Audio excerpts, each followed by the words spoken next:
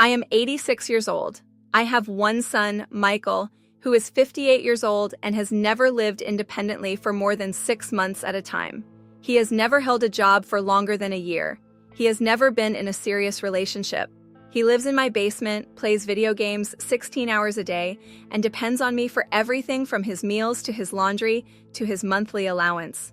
My name is Helen. I am sitting in a house that should have been empty decades ago, listening to my grown son argue with strangers on the internet upstairs while I prepare his dinner like he is still 12 years old instead of pushing 60. Before I die, before I leave Michael to face a world he is completely unprepared for, I need to tell you what happens when you confuse loving your child with protecting them from everything that would teach them how to be an adult. You think love means keeping your children safe. You think protecting them from pain, from failure, from disappointment is what good parents do. You think solving their problems for them is the same as helping them solve problems themselves. You are wrong. Let me tell you how it started. Michael was born in 1966, and from the moment I held him, I knew I would do anything to keep him from being hurt the way I was hurt growing up. My own childhood had been difficult. My father was absent, my mother was overwhelmed, and I spent my teenage years feeling forgotten and unprotected. I swore Michael would never feel abandoned or unsupported. I swore I would be the mother I wished I had had, the parent who was always available, always understanding, always there to make sure my child knew he was loved. When Michael was 5 and came home crying because a boy at school had pushed him, I marched to that school and demanded the other child be punished. When Michael was 7 and struggled with math homework, I did most of it for him so he would not have to feel frustrated or stupid. When Michael was 10 and forgot his lunch, I drove to school to bring it to him so he would not have to be hungry. I thought I was being a loving, attentive mother. I thought I was showing Michael that he could count on me, that I would always be there when he needed help. I thought protecting him from every small difficulty was proof of how much I cared. But what I was actually doing was teaching Michael that he was not capable of handling problems himself. Every time I solved a difficulty for him, I sent the message that I did not trust him to figure things out on his own. Every time I protected him from discomfort, I prevented him from learning that discomfort is temporary and manageable. When Michael was 12, he wanted to quit Little League because he was not as good as the other boys. Instead of encouraging him to practice or helping him understand that improvement takes time, I let him quit and told him he was too special for such a rough sport anyway. When Michael was 14, he failed his first test and came home upset. Instead of helping him figure out how to study better or talking to his teacher about extra help, I called the school and argued that the test was too difficult, that my son had been set up to fail. When Michael was 16 and wanted to get a part-time job, I told him he was too young, that his job was to focus on school, that I would give him spending money so he would not have to worry about working. I thought I was being generous, giving him the childhood I never had, free from financial stress. But what I was actually doing was preventing Michael from learning the satisfaction of earning something through his own effort. I was protecting him from the confidence that comes from discovering you can work hard and achieve something meaningful. When Michael turned 18 and it was time to think about college, he had no idea what he wanted to study because he had never been allowed to struggle with his interests long enough to discover what he was passionate about. He had never been challenged enough to find out what he was good at when things got difficult. Michael enrolled in the local community college and lived at home. I thought this was practical, economical, a good way to ease him into adulthood gradually. But really, I was afraid to let him go, afraid he could not manage without me, afraid that if I stopped taking care of him, he would realize he did not need me anymore. Michael struggled in college because he had never learned how to study independently, how to manage his time, how to ask for help from professors instead of from his mother. When he started failing classes, I hired tutors instead of letting him figure out what he needed to do differently. When Michael dropped out of college after 2 years, I told him it was okay, that college was not for everyone, that he could live at home as long as he needed to while he figured out what he wanted to do with his life. I thought I was being supportive and understanding, but what I was actually doing was enabling Michael to avoid the consequences of not developing the skills he needed to succeed independently. Michael got his first job when he was 21, working at a grocery store. He quit after 3 months because his manager was mean to him, because the work was boring, because he did not like getting up early.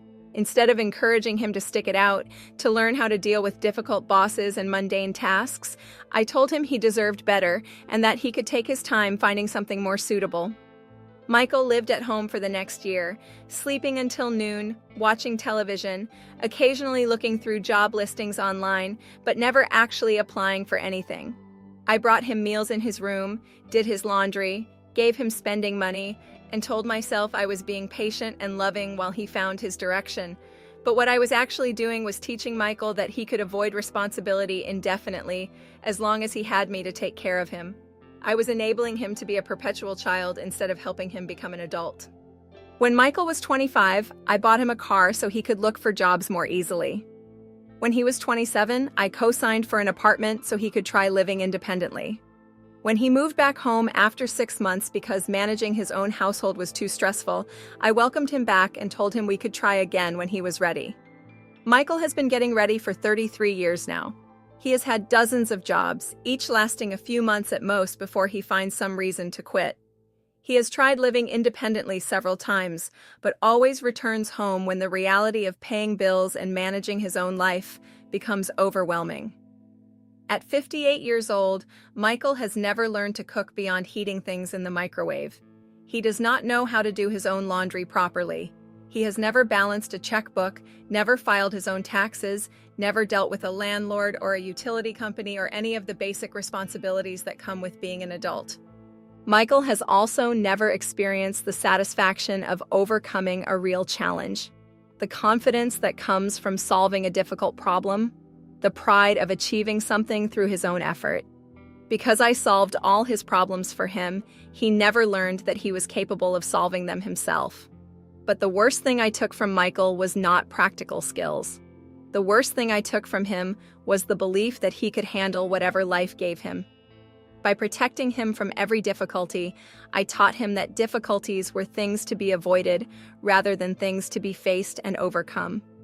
Michael is afraid of everything now. Afraid of bosses who might criticize him, afraid of relationships that might require compromise or effort, afraid of challenges that might result in failure, afraid of life itself because he has never been allowed to discover that he is stronger than he thinks. The few times Michael has tried dating, the relationships end quickly because he cannot function as an equal partner. He looks for women to take care of him the way I have taken care of him. And when they realize he is not looking for a girlfriend but for another mother, they leave. Michael does not understand why women do not want to date a 58-year-old man who lives with his mother and has never supported himself. He blames them for being shallow, for not appreciating his sensitivity and intelligence. He does not understand that his sensitivity comes from never having been challenged to develop resilience, and his intelligence has never been applied to anything meaningful because I always made sure he never had to struggle.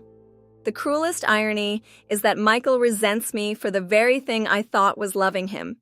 He blames me for his lack of success, for his inability to function independently, for the fact that he is nearly 60 years old and has never built a life of his own. He is angry at me for creating his dependence, but he is also dependent on that dependence continuing because he has no idea how to survive without it. Michael and I are trapped together in a dynamic that serves neither of us. I cannot let go of taking care of him because I am afraid of what will happen to him if I stop. Michael cannot grow up because he has never been required to develop the skills that would allow him to take care of himself. We are locked in a relationship where I feel guilty for enabling him and guilty for considering not enabling him, while he feels angry at me for making him helpless and afraid of me stopping making him helpless.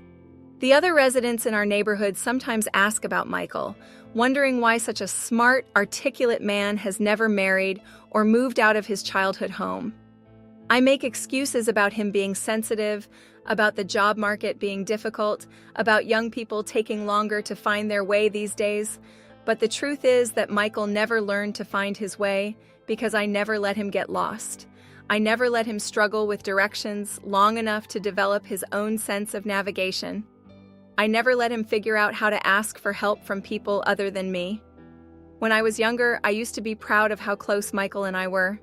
I would tell people that we were best friends, that he told me everything, that he preferred my company to that of people his own age.